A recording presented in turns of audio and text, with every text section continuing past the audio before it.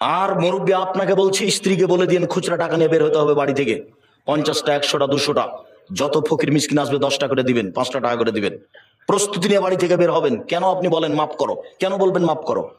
কি অসুবিধা এত মাফ করো বলবেন কেন? সে যেই হোক, যে ভিক্ষা চাচ্ছে, অবৈধশালী হোক, ঘোড়ায় চড়ে আসুক না কেন, চাইলে দিবেন। যখন নিজে থেকে কাউকে দিতে যাবেন, খেতে দিবেন, তখন দেখতে হবে পরহেজগার কিনা। বুঝাতে পারলাম না কথা? যে খেতে চেয়েছে ও পরহেজগার কিনা এটা দেখার সুযোগ নাই, কিন্তু আপনি নিজে থেকে যাকে খেতে দিবেন দাওয়াত দিয়ে, তাকে কেমন হতে হবে? আল্লাহ রাসূল বলছেন, লাতে তোমার তো আমাকে তাকিয়া, পরহেজগার ছাড়া তোমার খাদ্য যেন না খায় কেউ, ফাসেক যেন তোমার খাদ্য না খায়। আর ও ভিক্ষুক, ও হিন্দু হোক, মুসলমান হোক, বৌদ্ধ হোক, খ্রিস্টান হোক, চামার হোক, ডোম হোক, মুচি হোক, মেথর হোক, মদ খায়, ও আপনার কাছে খেতে চেয়েছে, আপনি সহযোগিতা করেন। ভিক্ষে চেয়েছে, সহযোগিতা করেন। নিজে থেকে যখন আপনি খাবার দিবেন, তখন আপনি পরহেজগার খুঁজবেন, নইলে রাসূলকে অমান্য করা হবে। সম্মানিত দিনী ভাই বোন, নিকট প্রতিবেশীর সাথে সদাচরণ করো, দূর প্রতিবেশীর সাথে সদাচরণ করো। প্রতিবেশী সংক্ষিপ্ত, এই কথাই ছিল লম্বা, এরপরও কারণবশত সংক্ষিপ্ত করতে হচ্ছে। রাসূল সাল্লাল্লাহু আলাইহি সাল্লাম বলেন, আল্লাহে লা ইয়াদখুলু, আল্লাহর কসম জান্নাতে যাবে না। আল্লাহে লা ইয়াদখুলু, আল্লাহর কসম জান্নাতে যাবে না। আল্লাহে লা ইয়াদখুলু, আল্লাহর কসম জান্নাতে যাবে না। কি বলেন ইয়া রাসূলুল্লাহ, কে জান্নাতে যাবে না সেটা তো বলবেন। যাবে না কে? আপনি যে বলছেন আল্লাহর কসম যাবে না, আল্লাহর কসম যাবে না, আল্লাহর কসম যাবে না, কে যাবে না? তখন আল্লাহ রাসূল বলছেন, মান লা ইয়ামান জারহু বাওয়াইকাহু, যে তার প্রতিবেশীকে কষ্ট দেয় সে জান্নাতে যাবে না। বুখারী মুসলিম। বুঝাতে পারিনি? প্রতিবেশীর কাছে টিকা থাকাই খুব কঠিন। আমার খারাপটা বলাই তার কাজ।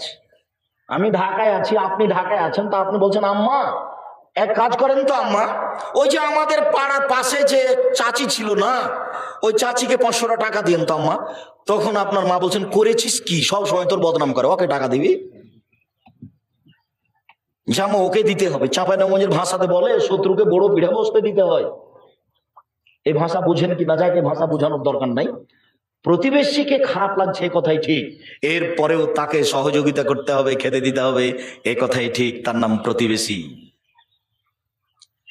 আবু হুরায়রা রাদিয়াল্লাহু তাআলা আনহু বলেন, রাসূল সাল্লাল্লাহু আলাইহি ওয়াসাল্লাম বলেছেন, মান কানা ইউমিন বিল্লাহি ওয়াল ইয়াউমিল আখির ফালা ইউজিরাহু, যে ব্যক্তি আল্লাহকে বিশ্বাস করে, পরকালকে বিশ্বাস করে, সে যেন প্রতিবেশীকে কষ্ট না দেয়।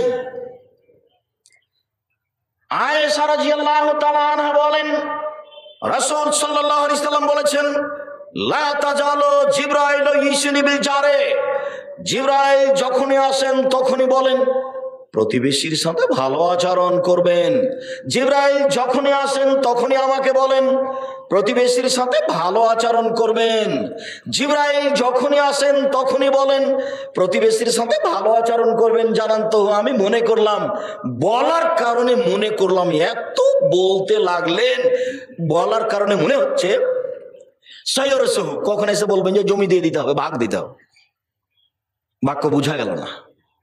মানে জিবরাইল এত বলাতে মনে হচ্ছে যে কখন এসে জিবরাইল আমাকে বলবেন যে প্রতিবেশীকে কি দিতে হবে, জমির ভাগ দিয়ে দিতে হবে।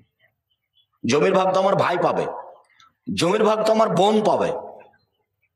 জানি না বাপ মরার পরে আপনাদের এলাকাতে জমি ভাগ হওয়া দেরি হয় নাকি।